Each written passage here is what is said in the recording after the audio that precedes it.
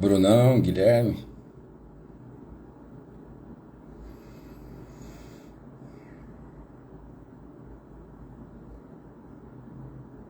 Vamos ver aí, doutor Rafael.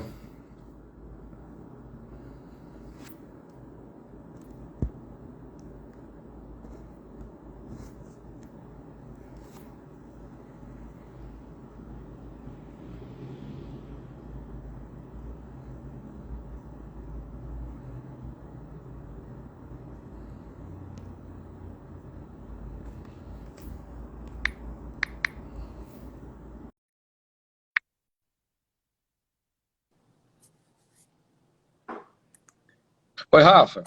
Oi, Henrique. E aí, boa noite. Boa noite. Tudo bem? E Eu tô aí, vamos bem, e conversar? você? Tudo jóia, graças a Deus. Trabalhando um pouquinho, suficiente? Rapaz, tá dando para pagar as contas. Tá puxada a coisa, graças a Deus. Eu sei, imagino. Rafa, essa ideia nossa, essa ideia tua, a princípio, né, Sim.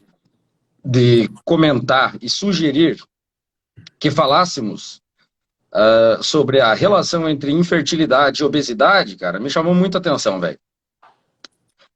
Essa é uma população que fica, às vezes, desassistida e que tem muita gente que se interessa por isso, sabe? Então, eu acho, pô, primeiro te parabenizar pela, pela iniciativa. E para os meus seguidores que acompanham o Instagram e acompanham também os vídeos, eu queria que você se apresentasse, cara. Como é que a gente se conheceu e algumas cirurgias juntos aí na Santa Casa? Foi. Então, eu trabalho muito com obesidade. Meu foco, na verdade, é obesidade. Minha formação é em obesidade. E eu vi esse interesse também. E aí, quando a gente já se conheceu lá atrás, eu vi que você foi pro lado da infertilidade, do lado dessa parte assim, aí eu falei assim, poxa, tô precisando de um ginecologista para tratar disso. Tem o cara aí, o Henrique. Então, eu sou Rafael Cassarotti, sou cirurgião bariátrico, sou cirurgião geral e cirurgião bariátrico, sou membro titular da Sociedade Brasileira de Cirurgia Bariátrica e Metabólica, sou associado do CBC também, do Colégio Brasileiro de Cirurgiões, e daí FSO, que é a Federação Internacional de Cirurgia de Obesidade. E eu e o Henrique trabalhamos juntos na Santa Casa de Campo Mourão. Passava plantão junto lá, eu da cirúrgica, o Henrique da ginecologia, e a gente pegou uma grande amizade aí. E agora vamos trabalhar junto, né, Henrique? Vamos trabalhar junto. Você está operando aonde, Rafa, agora? Hoje eu opero em Arapongas, no Hospital Ompar, e opero no Hospital Araucária de Londrina. E futuramente vamos migrar para Maringá aí e começar a operar em Maringá também. Que ótimo. Mas, ô Henrique, tem bastante pacientes meus aí também. Eu quero que você se apresente, fale um pouquinho da sua formação, para a galera conhecer um pouco do Henrique aí. Ele só tem cara de novinho, viu, meninada? Mas Eu, tem bagagem aí, viu? bom, eu sou Henrique Dallagnol, eu sou ginecologista e obstetra, formado pela UEM aqui em Maringá. Desde o meu último ano de residência de ginecologia, eu já comecei a me interessar pela área da infertilidade. Fiz uma pós-graduação em São Paulo nesse meu último ano. E aí, quando decidi que era isso que eu ia fazer da minha vida, não queria trabalhar como ginecologista geral e não queria também ser obstetra, eu queria cuidar das pacientes que têm infertilidade. E acabei indo para Espanha, no maior serviço de reprodução humana do mundo. Tive muita sorte de ficar lá 2 anos e meio, no maior serviço de reprodução humana do mundo, aprendendo, trazendo tudo que existe de mais novo das técnicas da medicina reprodutiva, desde fertilização in vitro, inseminação artificial, coito programado, doação de gametas, ovo doação. E depois que eu terminei, concluí, a gente chama na medicina de fellowship, que o fellowship é essa super especialização. Comecei meu doutorado também lá na Universidade Rei Juan Carlos, lá da Espanha, e regressei para Maringá, que era a cidade que eu tinha decidido construir a minha carreira e a minha vida, trabalhar com esse pessoal aqui. Então, esse tema de infertilidade e obesidade é uma coisa que me chamou muito a atenção desde a época da residência mesmo.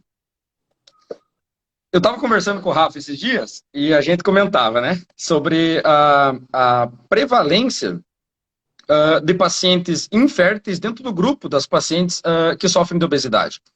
E isso eu lembro também de estar nos ambulatórios da UEM ali, enquanto em formação ainda, estava no primeiro ano de residência, e um professor meu, que é muito amigo meu hoje, já é aposentado, ele me chamou num dia de plantão e falou assim: Henrique, você não está vendo que tem muita paciente pós-bariátrica voltando para fazer o pré-natal com a gente aqui? O que está acontecendo com essas mulheres? E ele me despertou esse interesse já, isso, veja, isso é da época da residência, faz que 5, 6 anos atrás. E hoje, eu comecei a estudar mais fundo, comecei a receber pacientes em consultório também, eu comecei a ver a importância disso, porque eu acho importante nós falarmos de conceitos primeiro. Sim. Falando de conceitos, fica fácil a gente entender essa população. Então, a infertilidade, basicamente, é a dificuldade ou a impossibilidade de conceber, de ter um nenê, de engravidar, num período de 1 ano de relações sexuais frequentes do casal. Essa população, pontualmente, precisa ser investigada a partir de que descobre que tem essa dificuldade. Então, a infertilidade tem muitas causas. Causa masculina, causa de tubárica, causa anatômica, uterina, ovulatória. E essas são causas diretas, mas existe a causa indireta, né, Rafa? Que é a obesidade. A obesidade é uma causadora de infertilidade, indiretamente. Por quê? Porque essas pacientes que são obesas, na grande maioria das vezes, experimentam dificuldades ovulatórias. As mulheres não ovulam. Além de não ovularem, você vê que a síndrome do ovário policístico está muito relacionada também à obesidade. Então, pacientes que têm disfunções hormonais importantes acabam experimentando infertilidade pela obesidade, pelos reflexos da obesidade. E a obesidade está crescendo muito, né? Você vê que em países desenvolvidos, nós temos aí de 35% a 40% da população em idade reprodutiva com obesidade, né? Não sei se isso se contrasta, se isso é semelhante à amostra que nós temos aqui no Brasil. Não sei como é que funciona nas cidades que você atende aí, Rafa. Sim, hoje metade dos brasileiros estão acima do peso. E hoje a gente tem em torno de 19% da população que tem indicação da cirurgia bariátrica. Então, são mais de 40 milhões de pessoas que têm indicação da cirurgia, que já está num grau de obesidade 2, 3, com comorbidades e tudo mais. Então, isso mostra a importância desse tema. Sabe que eu estava vendo uns estudos, estava dando uma lida no que tinha de mais recente sido publicado sobre esse tema? Tem estudo mostrando que até 2030, metade da população entre 20 e 40 anos vai ser obesa. E dessas pacientes, 30 a 40% delas são anovuladoras. As mulheres não ovulam. Uhum. Se ela não ovula, ela não menstrua, ela não cicla e ela não pode engravidar.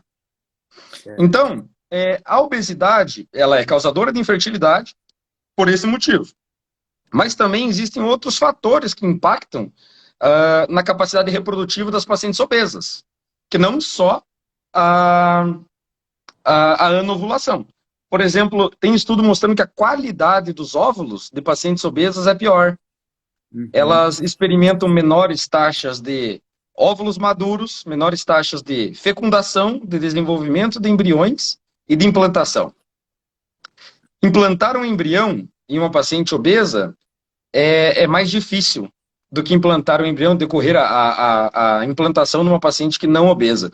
Aí entra num viés, a gente não sabe se porque essas pacientes são inflamadas e por isso mediadores inflamatórios interferem na capacidade delas de conceber, ou se pela própria expressão uterina mesmo. Então existe expressão de genes no útero que estão responsáveis pela implantação dos embriões.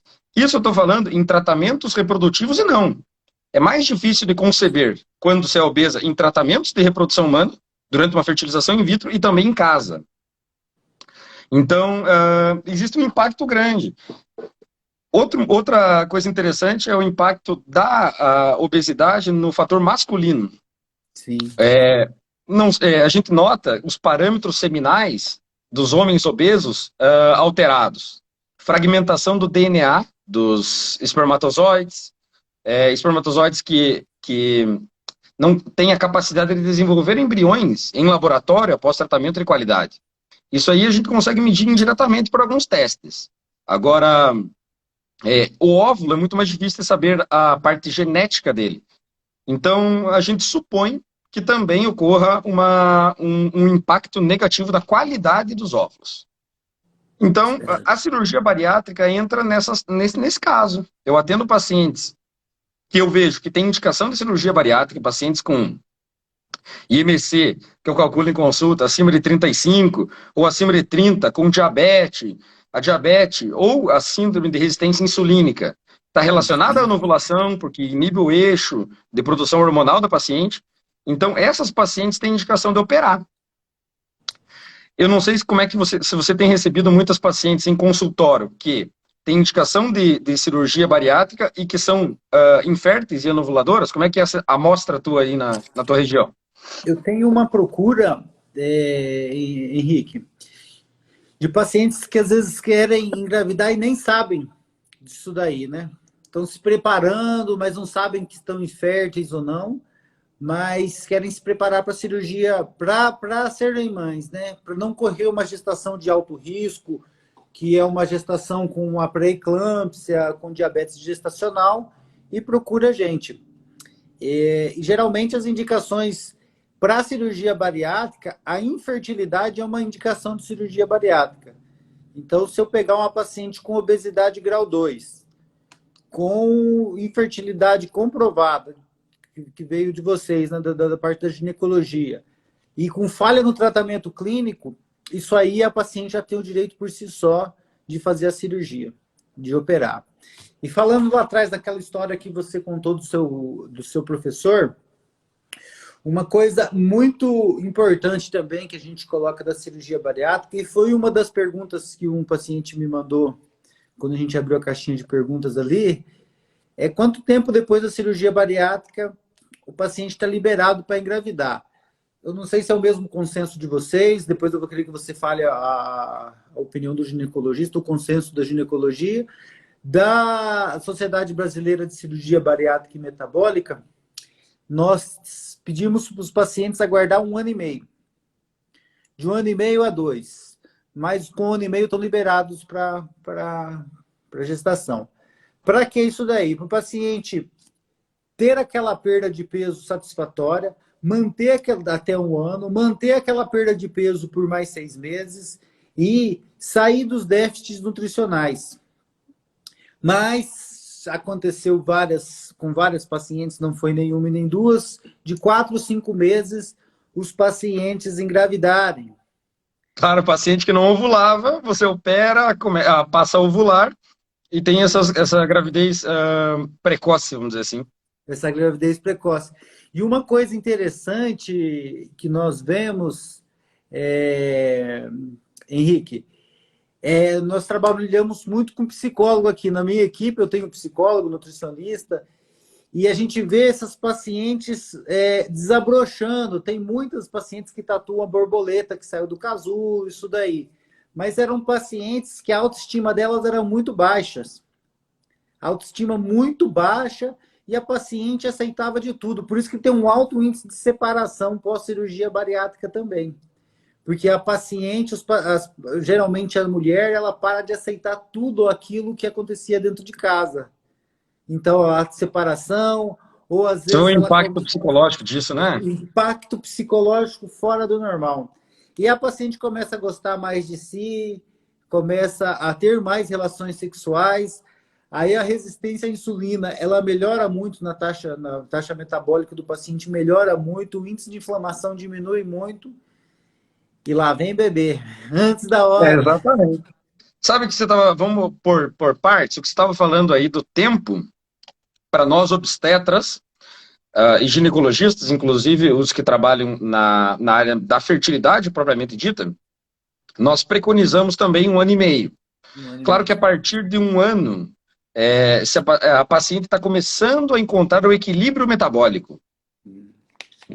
Então, alguns artigos recomendam a busca pela gravidez após 1 ano e meio e outros até 2. Mas isso aí varia de acordo com a entidade, né? Gravidez de alto risco se configura abaixo de 2 anos de uma cirurgia bariátrica. Então, mas o porquê disso? Você vê que entra em duas situações aí. A primeira é a seguinte: pacientes que são obesas, elas, quando engravidam, têm um maior risco de ter diabetes gestacional, pré-eclâmpsia, abortamentos, fetos grandes para a idade gestacional, porque estão relacionados a diabetes gestacional também, dificuldade para ter parto normal e esse tipo de coisa. A paciente faz cirurgia bariátrica, perde peso, acaba tendo o equilíbrio, tem a sua homeostase vitamínica e tudo, e quando engravidam, tem restrição de crescimento intrauterino e às vezes cursam também com abortamento pelo déficit vitamínico. Isso que eu queria falar para você. Lá na UEM a gente tinha um ambulatório para tratar pacientes que engravidavam pós-bariátrica. E nós fazíamos um screening. Na medicina reprodutiva isso está cada vez mais comum. Você investigar a parte metabólica e nutricional das pacientes, que melhoram os desfechos. Vitamina D, vitamina B12, ácido folínico, ferro. Então, vocês, da parte da cirurgia bariátrica, vocês fazem esse tipo de avaliação pós-operatória e acompanham o paciente até quanto tempo, Rafa, para eu saber? O protocolo que você vai ver em 99% de cirurgiões, a gente acompanha até 1 ano e meio, até 2 anos, pós-cirurgia. Eu doso todas essas vitaminas que você citou antes da cirurgia.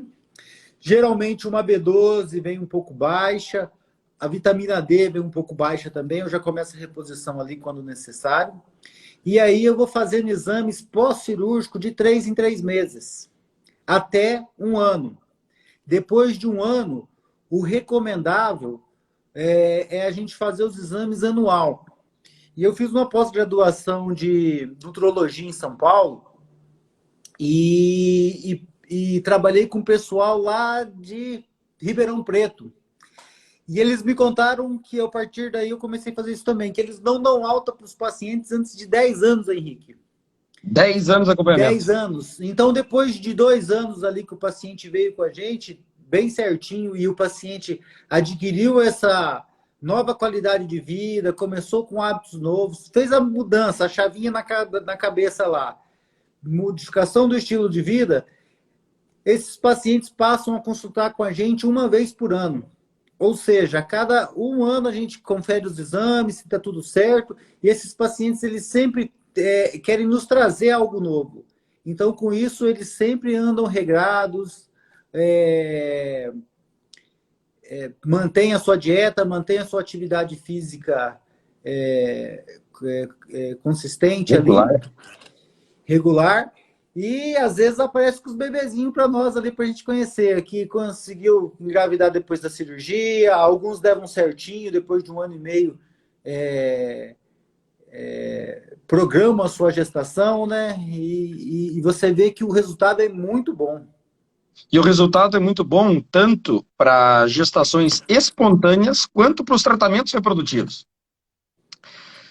Pelo fato da paciente obesa, isso serve também, eu falo paciente sempre, por causa que como ginecologista eu atendo exclusivamente mulheres, mas isso também serve para o homem. Esse processo inflamatório crônico que esses pacientes vivem, isso interfere muito na qualidade dos gametas. Então, se a paciente tem dificuldade para conceber e ela vai se submeter a um tratamento reprodutivo que seja, os resultados são melhores quando a paciente opera. Por incrível que pareça, mesmo que a paciente às vezes reestabeleça as suas ovulações, que o homem melhore os parâmetros seminais após a cirurgia bariátrica ou uma redução expressiva do peso, porque diminui radicais livres e fragmenta menos o DNA, Você veja bem que curioso.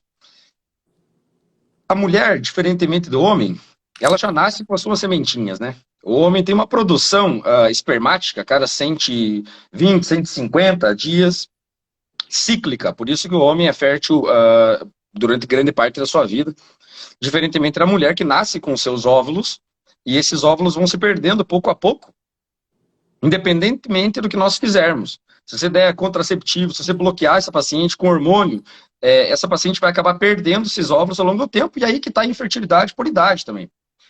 E esses estudos acompanhando esses pacientes começaram a notar que os óvulos, as células, os óvulos que estão presentes nos ovários das mulheres, eles têm uma alteração no seu metabolismo e sofrem uma apoptose exacerbada. O que é isso? A apoptose, para quem não sabe, é a morte celular programada. Né? Isso acontece no nosso corpo como um todo. Todas as células estão se renovando, morrendo e se reestabelecendo. Então, pacientes obesas têm uma apoptose exagerada, têm uma tendência a ter menor qualidade ocitária e menor quantidade. No caso do homem, quando eu faço fertilização in vitro, eu consigo notar a gente chamava em espanhol a impronta, ou seja, o impacto do sêmen a partir do terceiro dia de desenvolvimento do embrião. Homens obesos, a gente começa a notar que os embriões param o seu desenvolvimento no terceiro dia no incubador. Quer dizer, esse processo inflamatório, ele acaba impactando negativamente nas células germinais, e no sêmen fragmentando o DNA, e nos óvulos exacerbando a morte celular programada. Então, se a paciente tem que recorrer a um tratamento reprodutivo, que recorra, claro, após restabelecer seu peso. Isso aí acontece muito no meu consultório. Às vezes o paciente vem querer fazer tratamento de toda maneira, sabe? E eu não quero que a paciente só engravide. Eu quero que ela tenha um recém-nascido vivo e saudável em casa. Esse é diferente. Então, reestabelecer esse equilíbrio corporal melhora os resultados reprodutivos, evita, em teoria, essa morte celular exagerada. Tem gente que fala, existem teorias também que as mitocôndrias, que fazem a respiração celular, também tem alteração em pacientes obesos por peróxido de hidrogênio, leptina. A obesidade como um todo impacta bioquimicamente na qualidade desses gametas. Isso acontece com relativa frequência no consultório. Uma coisa interessante também que você falou aí, na qualidade dos espermas do obeso e do não obeso, é que na parte da genética, uma época que eu estava estudando, as pessoas se prepararem para a concepção. A mulher, ela tem que se preparar geneticamente com hábitos saudáveis no mínimo 90 dias antes. E a parte genética da mulher, se ela tiver uma filha, né, uma mulher também como filho, a parte genética da avó passa para ela. Já no masculino não é assim. O masculino ele tem que ter uma preparação de 30 a 60 dias com os hábitos saudáveis para melhorar essa parte de genética, e ele não repassa para o neto dele. Já uma avó que tem hábitos saudáveis, é muito provável que a neta dela saia com hábitos saudáveis, com aquela parte genética mais saudável. Claro. Incrível aquela parte da nutrigenética que eles falam disso daí. E na perda de peso, um paciente que tem 5% de perda de peso corporal, ele aumenta em 50% a capacidade pulmonar. Então, a gente nota que pequenas perdas de peso, com constância, né, que ele consegue manter isso, não essas dietas radicais que a gente vê aí, perco 1 quilo por semana, isso é lorota e... Isso não é fisiológico, né? Faz sentido. Isso não é fisiológico para se manter. Então, essas pessoas com pequenas perdas de peso, eles melhoram muitas coisas dele. Então, quando a cirurgia vem e o paciente tem uma PEP lá, uma perda de excesso de peso de 30% dentro de 30 dias, que a gente faz um cálculo lá do IMC, Esse paciente diminuiu muito a inflamação dele, esse paciente ganhou capacidade pulmonar, esse paciente melhorou a resistência à insulina, e aí cai na parte do Henrique aí, que sabe muito mais do que eu, né?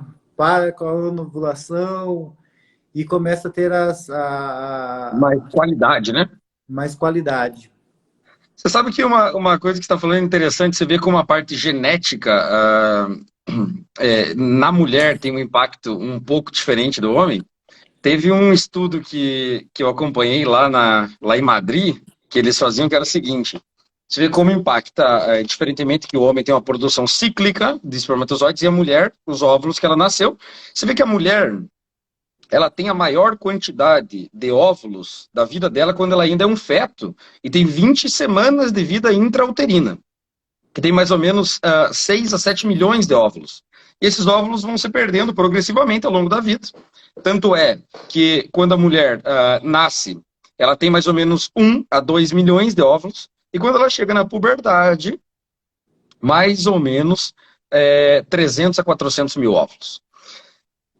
Como elas nasceram com esses óvulos e que ela não tem uma renovação, até o impacto genético muda. Isso é um estudo que eu acompanhei. Você vê que nós estávamos buscando uma ligação que encontramos, que é o seguinte: se uma mulher consegue uma gravidez com uma idade mais avançada, a probabilidade da filha dela, que vai nascer, ter uma diminuição na quantidade de óvulos é maior.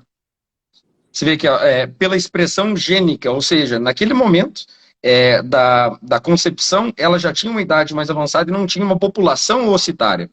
Os óvulos, eles vão perdendo a sua capacidade de fecundação e de desenvolvimento ao longo da vida. E se soma isso a fatores externos ou internos, por exemplo, internos que eu me refiro são as comorbidades. Obesidade, uma síndrome, uma entidade de patologias que estão relacionadas à obesidade, que é essa paciente inflamada. Mas, por exemplo, pacientes que estão expostos a agrotóxicos, a gente nota que se somam fatores. Então, por que eu estou falando isso? Qual que é o sentido da coisa? É que se a paciente tem desejos reprodutivos e tem excesso de peso, que ela não deixe isso para depois, sabe? Que ela tente reestabelecer o seu equilíbrio fisiológico, de peso dietético, para que busque uma gestação o mais breve possível. Porque o impacto genético disso ao longo dos anos e com a sua prole é evidente, entendeu? Com os filhos oriundos dessas pacientes. É um Muito montão de coisa, interessante, né, né? Rafa? Oi? É um montão de coisa, né? É Nossa. muito. Quando vai para a parte da genética, a gente fica assim, abismado. Outra coisa que nós víamos também na Espanha era nós chamávamos de secretômica. O que é isso? Quando eu faço uma fertilização in vitro numa paciente infértil, mesmo uma paciente pós-bariátrica que tem dificuldade em conceber e precisa se submeter a tratamento reprodutivo, o que eu faço? Eu estimulo essa paciente com os mesmos hormônios que ela produz, saco esses óvulos, uno ao espermatozoide em laboratório e levo eles para o incubador, né, até 5º dia de desenvolvimento, para ver se existe uma evolução adequada e um desenvolvimento adequado embrionário. Então eles pensaram o seguinte: o embrião o embrião como um todo são células, 150, 300 células, depende do desenvolvimento do estágio, ele está secretando e está absorvendo substâncias do meio de cultivo, correto? E óvulos de pacientes que têm obesidade têm pior qualidade, diminuição da expressão mitocondrial e tem uma apoptose exacerbada. Então eles pensaram assim: ué, se ele não está no meio de cultivo, o embrião, sugando o que ele precisa para se desenvolver e excretando o que não lhe beneficia, ou os produtos inerentes ao seu desenvolvimento, então vamos estudar o que ele produz. E eles começaram a notar que embriões de pacientes obesas tinham diminuição da absorção de nutrientes que ajudam o desenvolvimento e que geram embriões de boa qualidade e tem um metabolismo diferente de uma paciente que tem peso adequado. Então você vê que são pequenos detalhes que às vezes está aí uma chave, uma luzinha que nos acende um sinal de alerta. Fala, quem sabe não é o peso, quem sabe não é os hábitos dessa paciente que estão interferindo na infertilidade? Infertilidade sem causa aparente é muito comum no consultório, muito frustrante. Isso que eu ia te perguntar, Henrique. Vai muito paciente obeso para você, chega muito paciente obeso para você aí, que com infertilidade, procurando assim. Antes de te falar, antes de você me responder, deixa eu te contar um dado aqui. Quando nenhum nenhum do casal, olha para você ver como a obesidade é uma doença terrível. Quando nenhum do casal é obeso, a criança tem 9% de chance de se tornar um obeso. Quando um dos parceiros são obesos, 40% de chance dessa criança sair obesa. E quando ambos, o pai e a mãe é obeso, é 80% de chance, um pouquinho mais de 80% de chance dessa criança ser obesa. Então, chega casal obeso te procurando aí, ou só a mulher obesa te procurando com infertilidade? Como que é? Conta para nós. É frequente, e sobretudo por anovulação. Só que eu fico numa situação muito delicada também, porque para o paciente, às vezes, é muito difícil ele entender. O paciente chega com obesidade, com infertilidade e causa ovulatória. Por exemplo, pacientes que não ovulam, eu estou citando esse exemplo porque é realmente o mais comum. A paciente pensa, se eu sou obesa e não ovulo, então o senhor me dá medicação para eu ovular e eu vou ter nenê. Não é assim? Fica fácil o Seria, né? raciocínio. Aí que entra a minha capacidade de tentar passar para o paciente essa informação, de que, mesmo na fertilização in vitro, eles não respondem adequadamente ao tratamento. Eu preciso de doses maiores de medicação. Doses maiores de medicação são mais caras.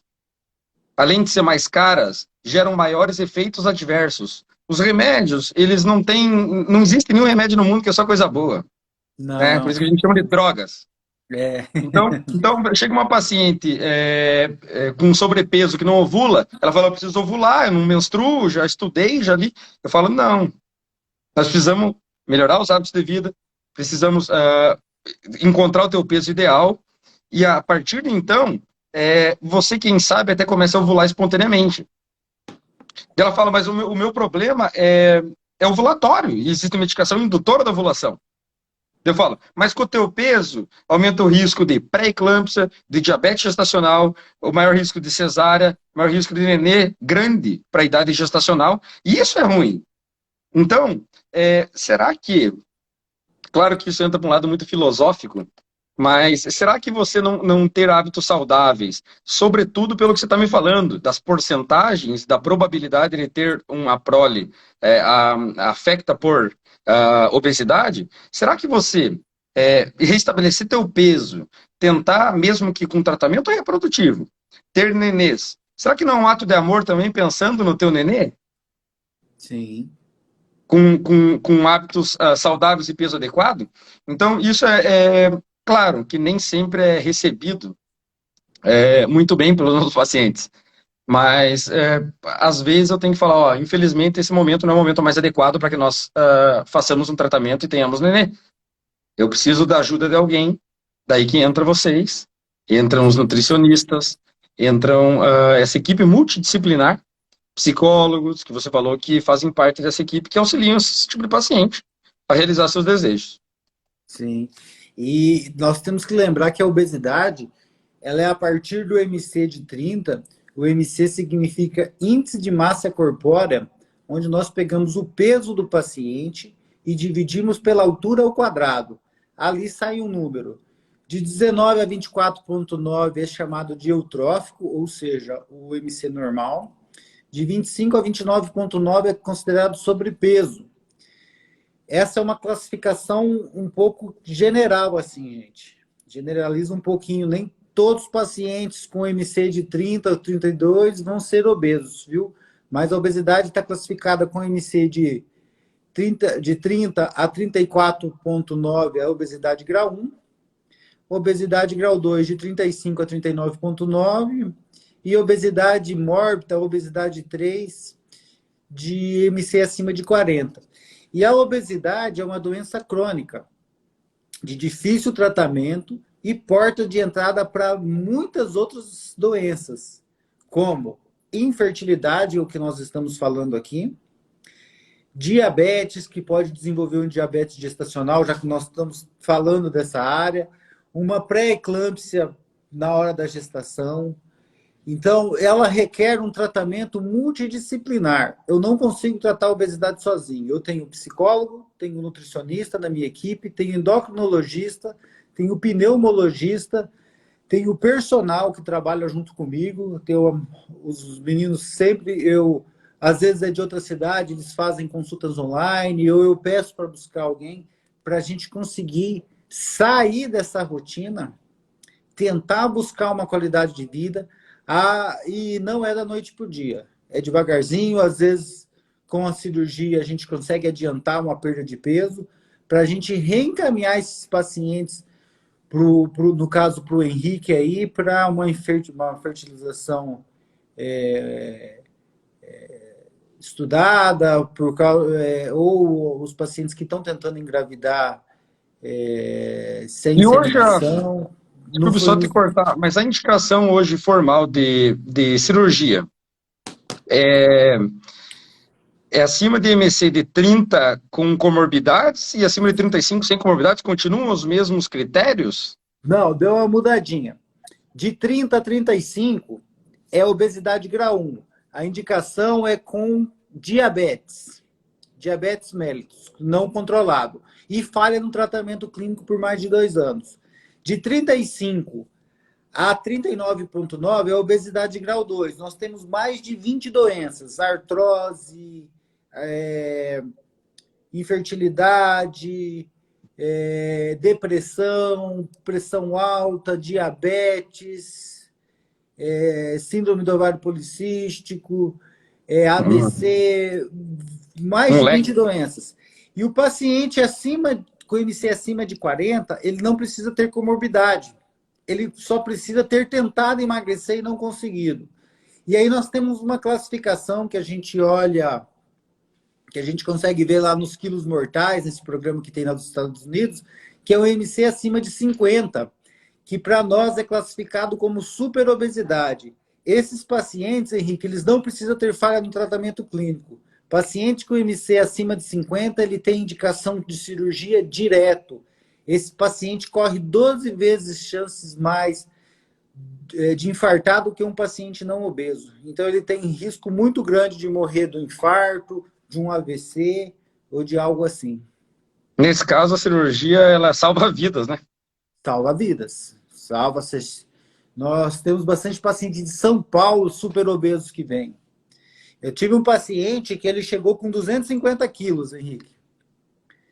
E nós falamos para ele, olha, eu te opero, eu assumo o caso, mas eu quero uma perda ponderal em 3 meses de 10% do peso. Porque a perda antes da cirurgia é muito importante para mim. Mas esse paciente precisa perder de 5 a 10% no máximo, não passar disso para não queimar músculo, não gastar músculo. Pois o paciente foi, se dedicou, perdeu os 10% que ele precisava, perdeu uns 8% por aí, veio e fez cirurgia. No primeiro, com retorno de 3 meses, já estava abaixo da casa dos 200 quilos, com 197. E você vê o paciente chegando, andando melhor, respirando melhor. É salvar vidas mesmo, como você falou.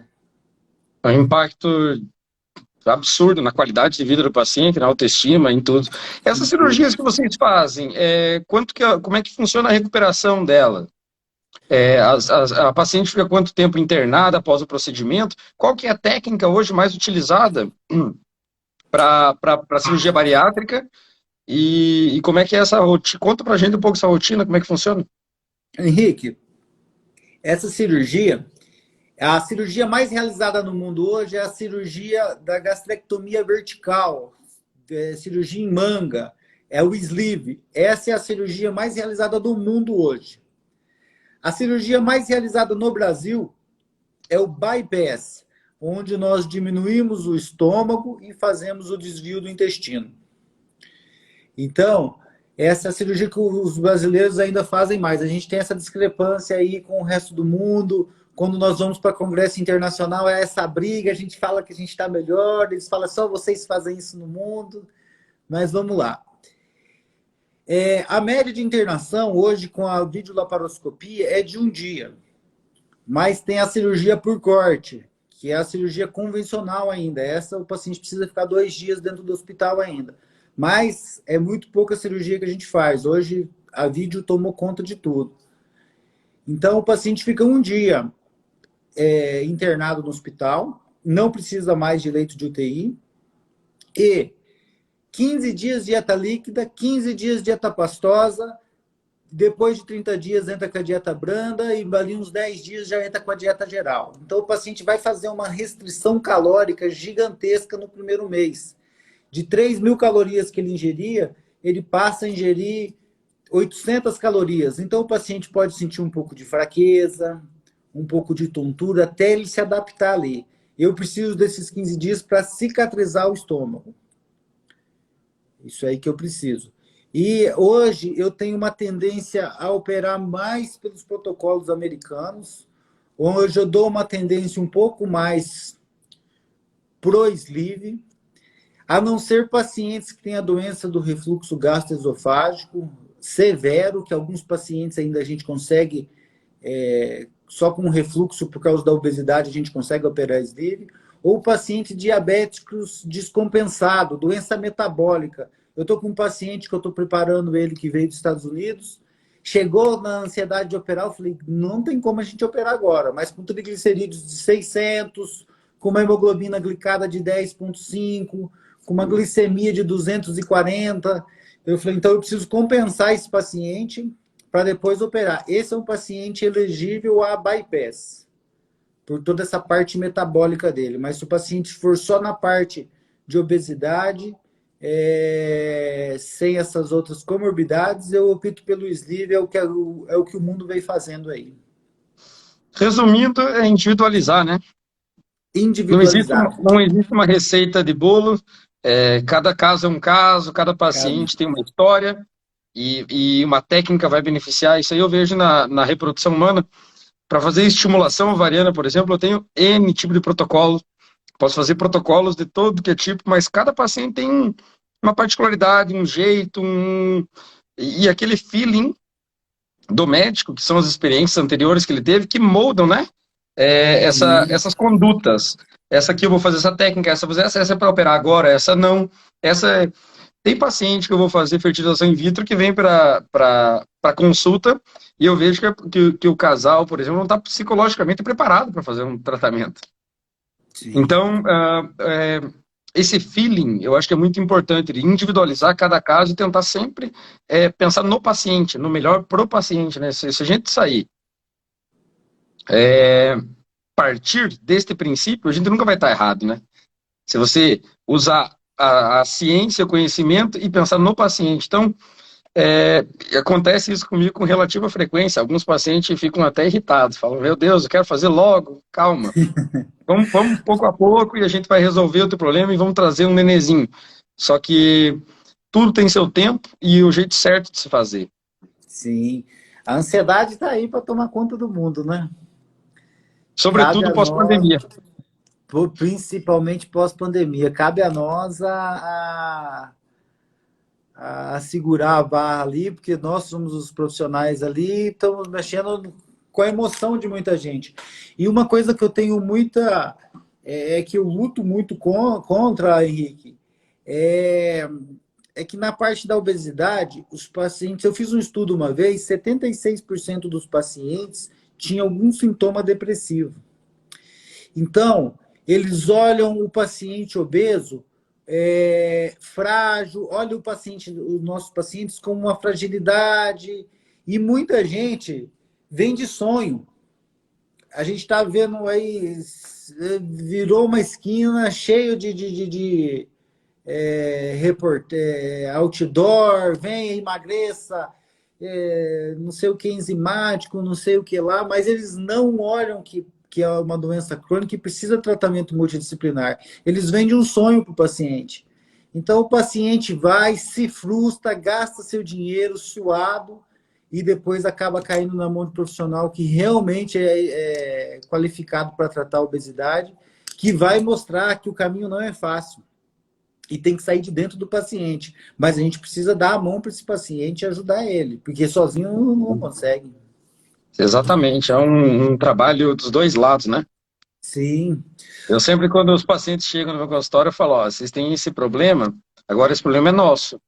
sim, Vocês vão me ajudar, eu vou ajudar vocês, a gente vai partir disso junto, em busca desse sonho. Às vezes a cirurgia bariátrica é indicação, às vezes a dieta é indicação, às vezes um tratamento mais complexo é indicação, nesse caso pontual, mas a gente precisa ter o paciente com a gente, vamos dizer assim, né? sim. Um professor meu de São Paulo falava assim, ó, pensa bem se vocês vão assumir o caso, que depois que vocês assumiram, o problema não é mais do paciente, o problema é de vocês. É um jeito bonito de... Sim, a gente se entrega de verdade aquilo ali. Eu tenho uma paciente minha aqui de São Paulo também, a Aline Alves Cavalcante, ela fez uma pergunta, vou responder a pergunta dela. Ela perguntou se o paciente tem uma hérnia incisional, ela pode engravidar ou não? Pode Então, Aline, engravidar, né? do ponto Agora, durante a gestação, é uma hérnia, de uma hérnia incisional? hérnia incisional, de bariátrica. A gente sabe que a gestação, o processo gestacional, pelo aumento do útero e aumento da pressão intra-abdominal, é óbvio que você tem aumento de reincidiva, você tem as complicações inerentes à gestação. Então, óbvio que, como a gente conversou anteriormente, o ideal seria a paciente engravidar em situações de equilíbrio, corrigir antes. Agora, Sim. existe muita coisa que a gente não consegue controlar também, né? Aham. Agora, em situações ideais, eu preferia, por exemplo, se você é uma paciente minha, que ela faça a correção primeiro e que depois nós passássemos a pensar em gestação. Sim, do ponto de vista da cirurgia geral também, recomendaria a resolver a hérnia, até porque com a pressão intraabdominal a gente pode ter um extravasamento de alça e fazer uma hérnia encarcerada, algo Encarcerada, assim. E isso, então exatamente. resolve a hérnia ali, até lá a gente vai se preparando, cuidando bem da saúde e vamos para a concepção daí. Eu também recebi aqui algumas perguntas, Rafa. Nós vamos fazer o seguinte, eu vou ter que também sair. Eu vou postar no meu story algumas das perguntas das pacientes e que tem Ótimo. tem muitas perguntas relacionadas à tua área, que na verdade está muito relacionada à minha. Então, a gente vai junto respondendo esses questionamentos e tentando, na medida do possível, auxiliar esses casais, essas pacientes a realizarem seus sonhos, né? Que podem ser ter uma prole, um nenê, constituir uma família e também ter mais qualidade de vida, ter uma sensação de bem-estar, né? E amor próprio e realização pessoal, como você havia mencionado anteriormente. Ótimo. Vamos lá. Então tá. Rafa, Oi. tem mais alguma coisa interessante que você gostaria de mencionar, que você lembra ou de questionamentos? Eu acho que a gente abrangeu assim quase tudo, se não tudo, viu, Henrique? Tô feliz aí, aprendi muito com você aí, viu? Também. Vamos ver se muito em breve nos encontramos aí nos. Agora não fazemos mais plantão, né? Mas de todo modo, Um café, na né? rotina, na rotina do dia a dia, a gente sempre mantém contato e vai tirando dúvidas e auxiliando um outro aí para Com beneficiar esses certeza, pacientes. com certeza. Então, um Ó, abraço a todos, né? Muito obrigado a todos que participaram. Se alguma pessoa tem alguma dúvida, algum questionamento, alguma angústia, saiba que pode contar comigo e seguramente com o Rafa, que é um médico muito humano, né? Eu conheci ele há 5 anos atrás e desde então criei uma admiração especial pelo trabalho dele e pela pessoa. Então nós vamos estar sempre à disposição. Não sei se Rafa quer fazer algum comentário. eu quero agradecer muito você por ter aceitado o convite, Henrique. Não poderia ter pessoa melhor para eu escolher aí para falar de fertilidade. O cara é doutorado aí, PhD no assunto, muito bem formado e uma pessoa muito boa. Quero agradecer a todos pelo tempinho que tiraram aí com a gente. E se vocês tiverem alguma dúvida que for da minha área, se não for, a gente vai correr atrás para encaminhar também. Pode me mandar mensagem por direct aí que a gente vai estar respondendo também. Beleza, pessoal? Boa Um noite. abraço, boa Obrigado a noite. todos, viu? Tchau, tchau. Abraço, Henricão. Tudo de bom. Tchau, Você tchau. também. Tchau, tchau.